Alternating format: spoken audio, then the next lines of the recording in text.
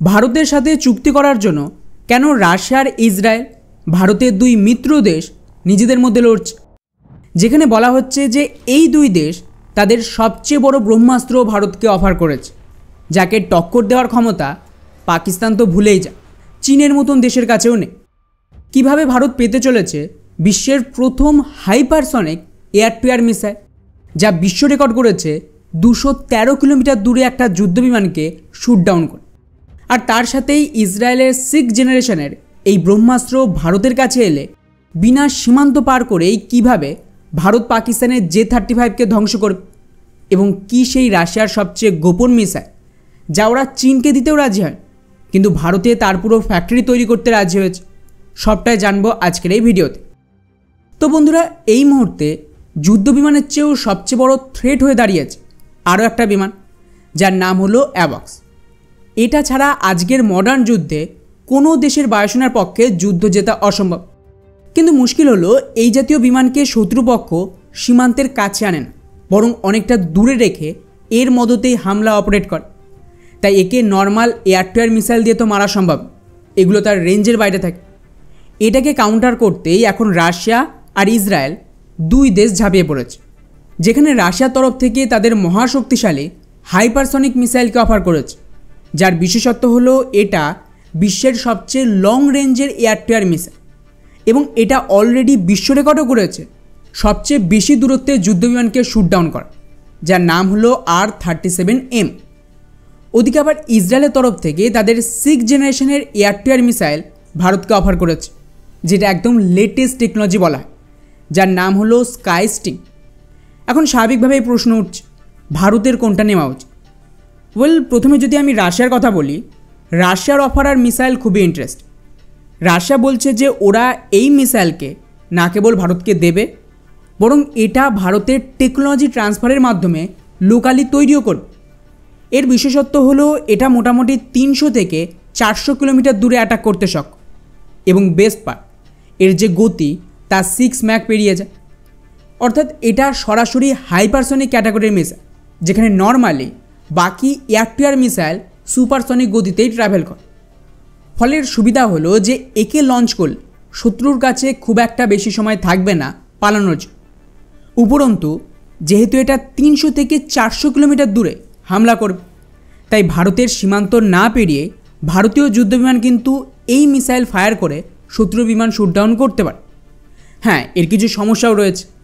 প্রথমত, এত বেশি রেঞ্জে যদি air to air missile launch করা হয়, সেক্ষেত্রে কিন্তু শত্রুর বিমান অলরেডি বুঝে যাবে যে মিসাইল আসছে, এবং যতক্ষণে এই মিসাইল 300 কিলোমিটারের রেঞ্জ পার করবে, তার আগে শত্রুর যুদ্ধবিমান অনেক দূর পালিয়ে যাবে। আর দ্বিতীয় সমস্যা হচ্ছে এই মিসাইল প্রচণ্ড হেভি। একটা R-37M মিসাইল 510 কেজি ওজনের, যেটা স্বাভাবিকও, কারণ এতে তো 60 কেজির শুধু ওয়ারহেডই থাকে, আর বেশি রেঞ্জের জন্য মিসাইলে অতিরিক্ত জ্বালানিও দরকার। তো স্বাভাবিকভাবেই মিসাইলের সাইজ আর ওজন তো বেশি হবে। সেক্ষেত্রে এগুলিকে লঞ্চ করার জন্য কেবলমাত্র হেভি ক্যাটাগরির বিমান লাগে। ভারতের ক্ষেত্রে বললে আমাদের কেবলমাত্র Su-30 MKI বিমানই এই মিসাইল ফায়ার করতে পারে। কিন্তু বন্ধুরা, এত সমস্যা সত্ত্বেও একটা বিষয় যা এই মিসাইলকে প্রায়োরিটি দিয়েছে, এবং এর দেখা দেখি আমেরিকাও এই ধরনের মিসাইল তৈরি করেছে, তা হলো এক তো এর রেঞ্জ বেশি। তো যদি শত্রুপক্ষ নিজেদের অ্যাভক্স বহুদূর রাখে, যেমন পাকিস্তানের ক্ষেত্রে ওরা নিজেদের অ্যাভক্স অপারেশন সিঁদুরের দরুন আফগানিস্তানের দিকে পাঠিয়ে দিয়েছিল, তাহলেও এই মিসাইল এতটা রেঞ্জে অ্যাটাক করতে পারবে, এবং এগুলো যুদ্ধবিমানের মতন খুব বেশি তাড়াতাড়ি পালাতে পারবে।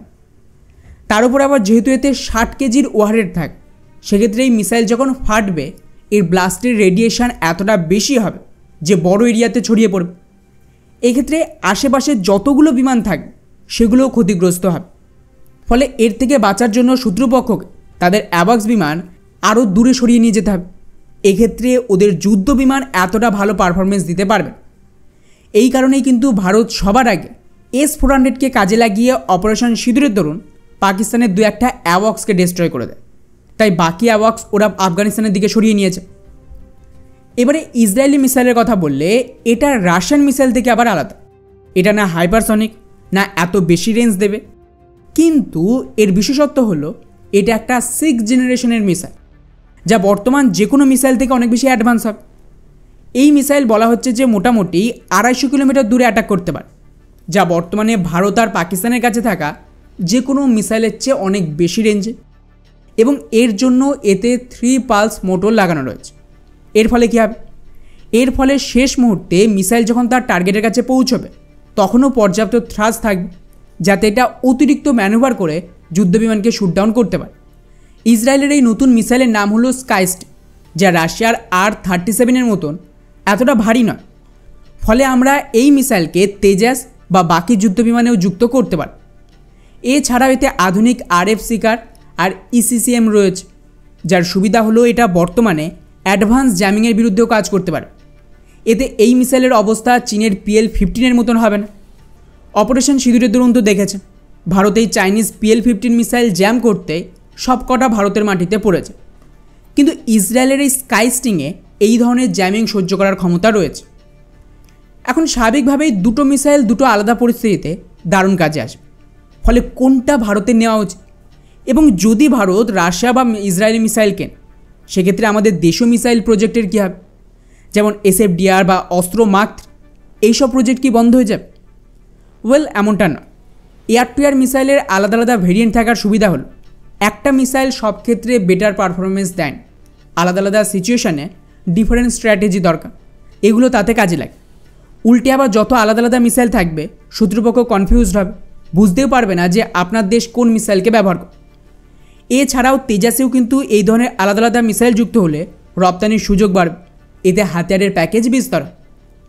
অন্যদিকে এবার যদি স্বদেশি প্রোগ্রামের কথা বলি, তাহলে অস্ত্র মার্ক 1 মিসাইল সবে সার্ভিসে সামিল হচ্ছে, অস্ত্র মার্ক 2 ফাইনাল টেস্টিং হচ্ছে, আর অস্ত্র মার্ক 3 এখনও আন্ডার ডেভেলপমেন্টে রয়েছে।